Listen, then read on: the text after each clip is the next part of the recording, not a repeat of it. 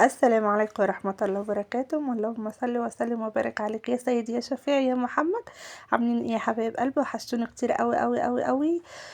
تعالوا بقى يلا فيديو تشجيعي كده، بس قبل ما نبدأ الفيديو ما ننساش نصلي على سيدنا محمد في التعليقات. بالله عليكم كل اللي شاهد الفيديو يخش يصلي على سيدنا محمد في التعليقات. تعالوا بقى ايه نشوف الفيديو بتاعنا الجميل دوت. ربنا يا رب يزيدكم مال ورزق وكل حاجة حلوة، ويبص كل نفس حاجة ربنا يحققها له يا رب، ويسعد قلوبكم ويحقق كل أمانيكم ويفاديكم ويبعت لكم كل من يطبطب على قلوبكم، وكل ما بيكبر بخاطركم زي ما بتكبروا خاطر كده. ربنا ينصركم على من يعاديكم، ربنا يحبب خلقه فيكم، ربنا يسخر لكم عباد الله الصالحين، اللهم آمين. يلا يا قمر انت وهي بقى تعالوا كده. كل فيديوهاتنا ان شاء الله هتبقى دمار وضرب نار زي ما بيقولوا كده. لو انت لسه مش مشتركة في القناة اتمنى منك كأخت لأختها تشتركي في القناة، تحطي لي اللايك وكومنت حلو كده منك بالصلاة على سيدنا محمد. اللهم صل وسلم وبارك على سيدنا محمد. طبعا اليوم دوت بقى ايه؟ اليوم ده الوداع، وداع ليا مرودي، وداع للاكل تاني. خلاص يا بنات، خلاص قررنا ان احنا هنعمل رجيم قوس. طب والمحشي ده ايه بقى يا مرودي؟ بص والله العظيم المحشي دوت كان اخر يوم، يعني بعديها خلاص المحشي ده مش هناكله الا مره واحده. بعد ما كنت بعمله يومين في الاسبوع خلاص ما عدتش هاكله تاني بقى. ان شاء الله هنزل لكم فيديو بكل حاجه. بعد ده اهو خلينا بس احنا في الفيديو ده اهو. بصوا بقى هنا يا بناتي، اماراتي عسلاتي يا مسكرات، يلي ربنا يكبر بخاطركم زي ما بتكبروا بخاطري كده في كل فيديو بنزله. اي نعم، يعني ربنا يا رب بص كل واحده بتخش لي في الفيديو دوت يحقق لها كل اللي بتتمناه يا رب، زي ما هي يعني بتكبر بخاطري كده وبتطبطب على قلبي بتعليق حلو باللايك الحلو والمشاهدة الحلوة.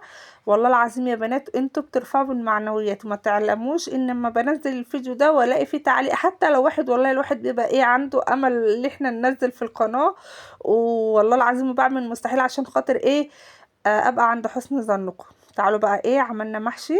المحشي الحلو دوت جبت كرنبايه، مش انا اللي جبتها، كانت حماتي جابتها لي. انا ما كنتش ناويه اعمل محشي اصلا، لاني طبعا حسينا ان الجو بدأ يحرر، وانا عن نفسي في الحر ما بقى ايه ما بحبش اعمل الكرنب، بفضل البدنجان بس. فالمهم كنا عاملينه، وكان عندي بطايه فضلت خيركم كده تربيه ايدي يا بنات. شفتوا التربيه حلوه ازاي في البيت؟ والله بتنفع، واللي ما بيربيش ما بياكلش. بص ما فيش احلى من البط اللي انت بتربيه في يعني ايه في بيتك بايديك انت. انت اللي بتاكلي وانت اللي بتعلفي وانت اللي بتنضفي، وبتبقي عارفه الحاجه اللي انت بتاكليها دي مصدرها ازاي. غير بقى النظافه، اهم حاجه النظافه طبعا. هنا كنت عامله محشي مشكل زي ما انتوا عارفين كده. محشي كان عندي كوسه وعندي بدنجان، في بدنجان ايه كوسه وفلفل والكرنبايه. قلت اما اعملها بقى الروتين ده بتاع يوم الخميس. سامحوني ان انا ما بنزلش فيديوهات، بس والله العظيم انا مضغوطه جدا جدا جدا، لاني خدت قرار وربنا بس يقويني ان انا اكمل فيه. تمام، فانا قلت اما انزل لكم فيديوهات مش عايزه اكسل، بس بالله عليكم تشجعوني كده. انا والله لما بلاقي ان انتوا بتخشوا تكتبوا لي في التعليقات وتقولوا لي استمري يا مرودي، والله العظيم بيبقى عندي طاقه ان انا انزل كل يوم.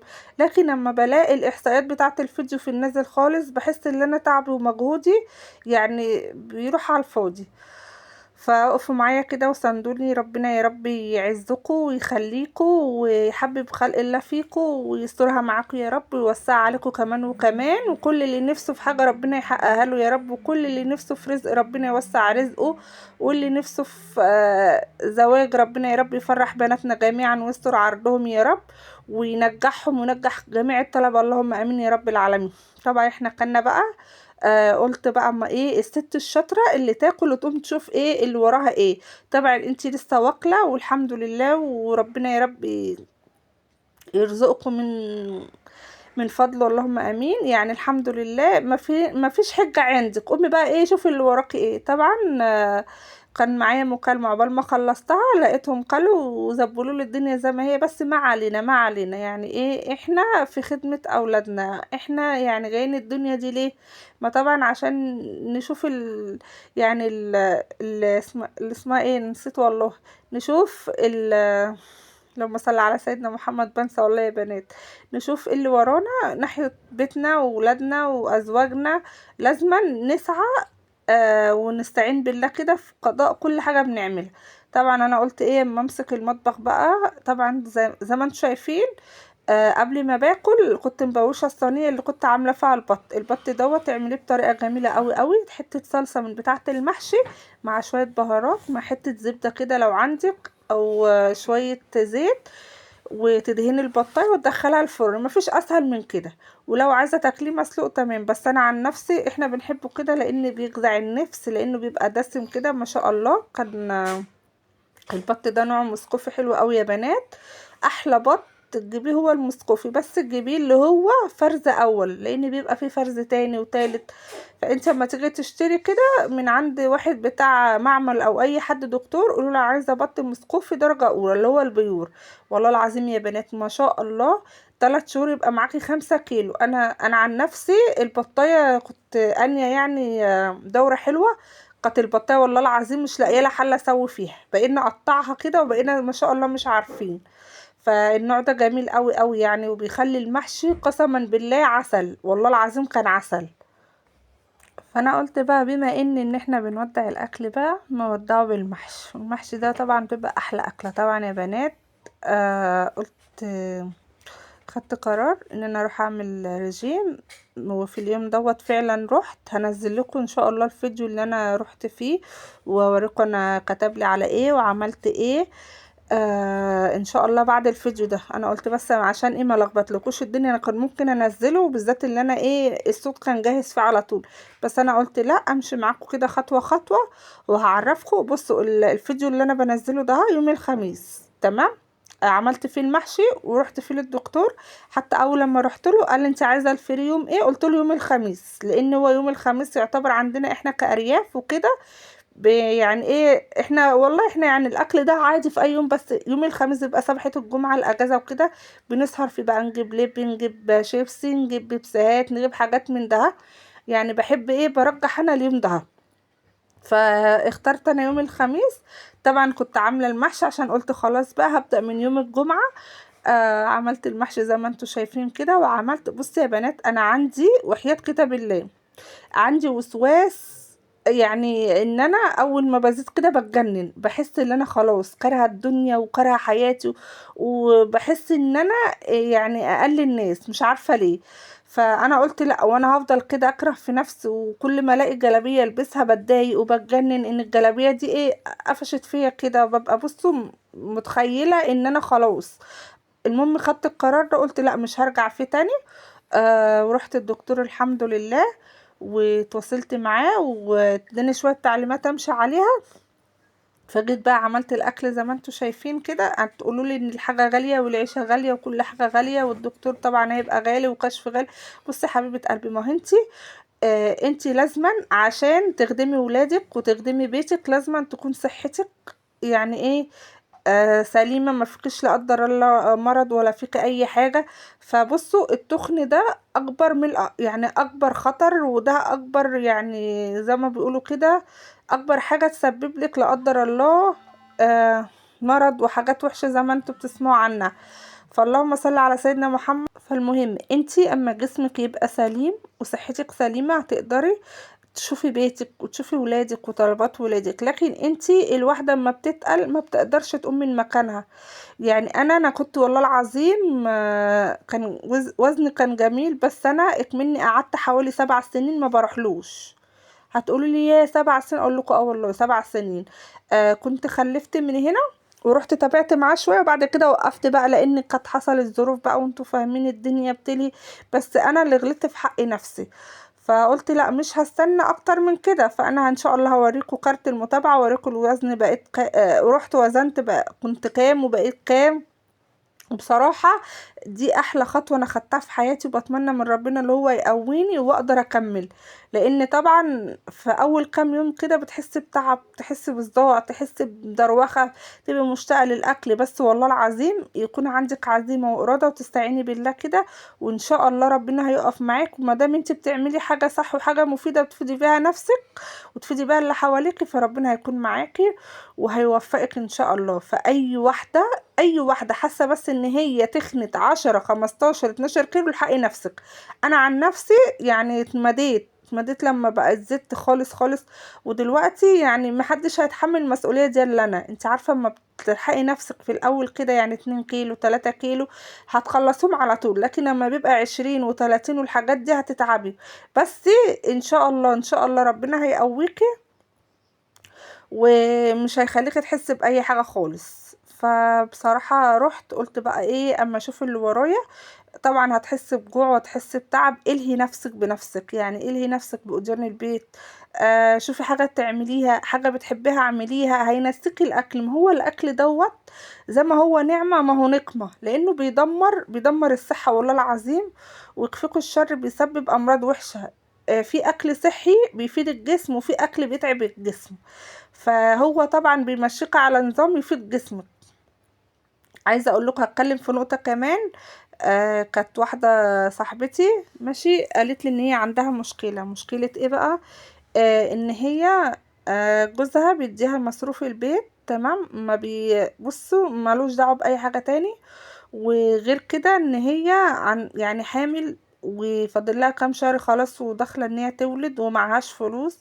فبتقولي اعمل ايه، انا مش لاقيه جمعيه اخش فيها ولا عارفه ادبر حق الولاده، وجوزي كده كده مديون عليه فلوس داخل جمعيه تانية لان كان وراهم، كانت جايبه قرض وكده وبتسد فيه. وبصراحه مش عارفه تعمل ايه. فانا قلت لها انت مش محوشه حاجه خالص؟ قالت لي والله معانا ولا جنيه، وغير كده ذهبي انا بيعاه، يعني الشبكة بتاعتها اللي داخلة فيها بيعاها. تقول لي خلاص مش فاضل الا 5 شهور ومش لاقي حد يدخل لي جمعية. فبصراحة والله يعني هي صاحبتي وقريبة مني قوي، مبقتش عارفة انا اقول لها ايه. فانا قلت لها مفيش الا حل واحد، ان هو تشوفي اي حد يساعدك، واما ربنا يعني تقومي بالسلامه وكده جوزك يسد. قالت لي ما انا لو انا خدت من اهلي جوزي مش هيسد، هيقول لي لا ما دام اهلك خلاص. وغير كده مفيش حاجه فايده مننا ان انا هسد ديون تانية لاني بسد ديون اولانيه. فبص بقى انا بقى يعني انا كنفسي بنصح اي ست بيت عندك ظروف ما عندكيش تكوني حاطه فلوس على جنب. اول حاجه البطن ما بتشكرش والله العظيم في الاكل ده بالذات. يعني كلتي جبنه، كلتي بطاطس، كلتي فراخ، كلتي اي حاجه، انت ما بتشبعي من هنا زي ما بتشبعي من هنا. فيعني بصراحه اي اكله يعني الحمد لله بتشبع والله العظيم. لو عيش وجبنة وحياة ربنا يعني المهم اهم حاجة تكوني عاينة فلوس للضرورة او عاينة فلوس عشان ما تتحوجيش لحد. هتعيني ازاي بقى؟ بصي اول حاجة ما تعرفيش جوزك. ليه بقى؟ انت كده مش بتسرقيه ولا اي حاجة. اول حاجة تعينوهم على جنب. عندك حصالة افتحي النيش اي مكان ما حدش بيحط ايده فيه عيني فيه، والله العظيم اسمعي مني. وقت لا قدر الله ربنا يا رب ما يحوجكوا ابدا ولا يخليكوا تحتاجوا، وقت ما يكون عندك ظرف عايزة في حد مزنوق وعايزة تساعديه بتروحي تساعديه. يعني تبقى حاجة خاصة بيكي انتي، ما تخليكيش على الابيض كده على طول. فانا والله العظيم انا عن نفسي ماشية كده. لو 100 جنيه هتعينيها كل شهر والله هتنفع. انا عن نفسي اما حوشت مبلغ كده وحسيت ان انا خلاص يعني هقدر ان انا اروح للدكتور ده واكمل معاه، لان هي الفلوس اللي بتخليكي تعملي كل حاجة. فبصراحة رحت والله العظيم لما ما كانش معايا فلوس ما قدرتش اروح. إيه اللي حصل؟ وزني زاد، وبقيت في مشاكل نفسية ومشاكل عصبية، وبقيت متضايقة وبقيت مخنوقة. وبقيت عمالة بص اتزربن على الولاد واتزربن على نفسي، وكل ما الاقي نفسي يعني الجلابية ضاقت عليا بتجنن اكتر. طب ده من ايه؟ من قلة الفلوس. لان كل ما اجي اروح اقول يا لو ده الدكتور هيعوز مبلغ وقدره مش عارفه. هو مش مبلغ ولا حاجه، بس زي ما انتوا شايفين لازما كل خطوه بفلوس. مفيش حد النهارده بيعمل حاجه لوجه الله. فانا اما لقيت معايا قرش كده كسرته لنفسي طبعا. حوشته من ورا جوزي. طبعا انا لما بلاقي بيتي محتاج لحاجه ما بستبخلش بجيب. يعني ناقص سمنه، ناقص زيت، ناقص سكر، ناقص اي حاجه دهات من اساسات البيت بجيب طبعا. وفي نفس الوقت ما بعرفوش باي حاجه خالص. لان انتوا فاهمين الرجاله ما بيلاقوا قرش مع الست بيتكلوا عليها. دي اول حاجه. تاني حاجه بيفكروا اللي انت مثلا لو عاينه 1000 يقولك لا ده انت عاينه 10. بيظلمك. تالت حاجة يقولك ده انت بتاخديهم مني، ده انت مش عارفة بتقعدي تعملي لنا اكلات مش عارفة ايه. اما تيجي تاني مرة بقى تقوله ده انا معيش فلوس، ده الفلوس ما بتقضيش، انا عملت اي اكل النهارده، يقولك لا انت كده كده انت بتدبري من ورايا. ما انا فاهم القصة وفاهم الحكاية. فعشان كده مشي دنيتك، وفي نفس الوقت ما تحرمش بيتك ولا تحرمي جوزك ولا تحرمي ولادك. يعني مثلا عملتي فراخ النهارده، اصبري يومين واعملي لهم اكله حلوه، مش شرط فراخ كل يوم.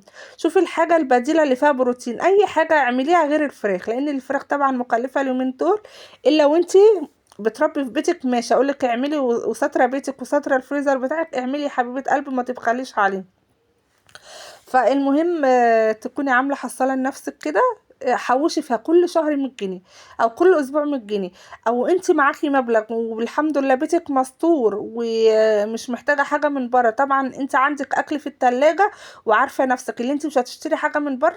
اكسري 200 جنيه وعينيها على جنب، اكسري 100 جنيه عينيها على جنب، اكسري 50 200 على 50 على 100، والله العظيم الشهر هيعدي ويبقى معاكي مبلغ حوالي 1500 او 2000 بس. اتكلي على الله كده وقولي يا رب دبر لي اموري ورسل لي حالي، وان شاء الله ربنا يوقف معاكي ولاد الحلال وهتلاقي الدنيا سهله معاكي.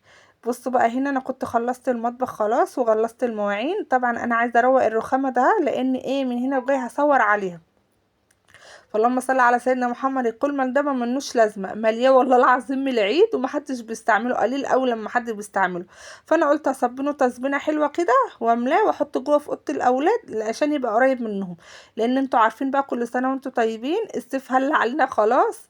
عامله لهم بقى بدل لما ايه بيفضلوا رايحين جايين على المطبخ، لا بيبقى قدامهم كده اهو في الاوضه، وقت ما يعطشوا يشربوا منهم.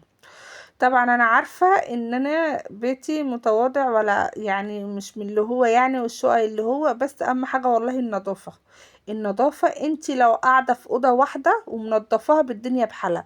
في ناس بتبقى قاعدة في قصور وشقق بكذا اوضة، وتروحي تخش كده تلاقي نفسيتك تعبانة، تحسي ان الشقة كده نفس مش حلو فيه، في حاجة كده خانقاكي. لكن والله العظيم في ناس بتبقى بيوتها بسيطة قوي قوي، وتحس ان هي اوضه واحده ومطبخ وحمام ومفيش صاله كمان، تحس ان انت عايزه تباتي فيه. وحياة ربنا اهم حاجه يا بنات الرضا، وانك تحمدي ربنا على كل حاجه وما تتحوجيش لحد، دي اهم حاجه في الدنيا. يكون عندك اهم حاجه الصحه والستر وريحه البين والقناعه، دي اهم حاجه والله يا بنات. فانا مسكت الرخامه دعكتها وقلت امام لك كل بقى وصبنت المواعين. بص تخلي الدنيا رايقه كده، ما تضمنيش ايه اللي هيحصل. تبقي عايزه تخشي تعملي صينيه كيكه، تعملهم حاجه حلوه كده، تلاقي المطبخ كده بيرف ويشف زي ما بيقولوا كده، يبقى نفسك مفتوحه تخشي تعملي. لكن لما تلاقي المطبخ متوسخ والمواعين متوسخه، ولو جوزك نفسه في حاجه ولا ولادك نفسهم في حاجه، يا ماما عاملين لنا كيكه، يا ماما لا وانا لسه هعمل، ده انا ورايا ومش ورايا. لا بصي خليكي كده متقبله الحياه، وخليكي هاديه وخليكي حلوه كده مع اولادك، لان ملكش الا هم وملكش الا جوزك. اي نعم الحياه بقت صعبه والضغوطات كتيره والمصاريف بقت اكتر، بس والله العظيم ربنا بيعيننا كلنا يا رب. والله بيعيننا بقى، احنا نقول يا رب وربنا ان شاء الله يكون معين لينا. فخلي شقتك كده نظيفة، واهم حاجة المطبخ، لاني على طول احنا انتوا عارفين بقى ما بنسلاش من دخول المطبخ. فانت اما تلاقي المطبخ بتاعك نظيف كده، مفيهوش ولا معلقة ولا اي حاجة، تبقى نفسك كده مفتوح. انا عن نفسي والله كده الاقي المطبخ حلو احس ان الشقة كلها حلوة، الاقيه مكركب وكده احس ان حياتي كلها مكركبة. طبعا احنا خلصنا بقى، قلت هودع الكحك بقى واودع البسكوت والحاجات الحلوة دي بقى. بس مش مهم ايه يعني، بكرة ان شاء الله لما اثبت على الوزن اللي انا عايزاه هنرجع ناكل تاني. ايه يعني هو عذاب كام شهر بس، والله ما عذاب ولا حاجة، ده ريحة كفاية. بس ان انتي اليوم بيعدي عليكي كده من غير تأنيب ضمير، بقعد اقول ايه، مش اللي كنت عملت رجيم النهاردة اليوم عدى بسرعة ازاي. لا وليه بقى احنا نبدأ ونعدي ايامنا ان شاء الله. اي نعم يعني فيها صعوبات، بس ان شاء الله والله ربنا هيقوينا ويقويكم. فانا بقول لكل ست بيت عندها اراده ونفسها تعمل، روحي اعملي وما تكسليش والله العظيم، ومش مكلفه. ما كنتش هتهتمي بصحتك محدش هيهتم بيكي، لان والله لما اسمها ايه تتقلي كده في وزنك مش هتقدري تتحركي، ولادك عايزينك وبيتك عايزك، لا قدر الله لو جرالك حاجه محدش هينفعك. هنا بقى اكون خلصت خلاص معاكم الفيديو، عملت شاي ومسحت المطبخ وغسلت المواعين، وقدمت كده طبق بسكوت وقراقيش والكحك والحاجات الحلوة دي، وقلت هنا كل ما يتملي بقى. ومسحت المطبخ ما شاء الله البلاط زي ما انتم شايفين كده. بس حبيبة قلبي اذا كان عجبك الفيديو او طلعتي مني باي معلومة ولو بسيطة ما تبخليش على اختك باللايك والاشتراك في القناة وتصلي على سيدنا محمد في التعليقات، وقولوا لي بقى انتوا منين وبتتابعوني منين، ويا رب اكون عند حسن ظنكم، ويا رب تكونوا بتستفادوا مني. والله العظيم انا بحبكم جدا جدا، ومن هنا الفيديو القادم اقول لكم مع السلامة.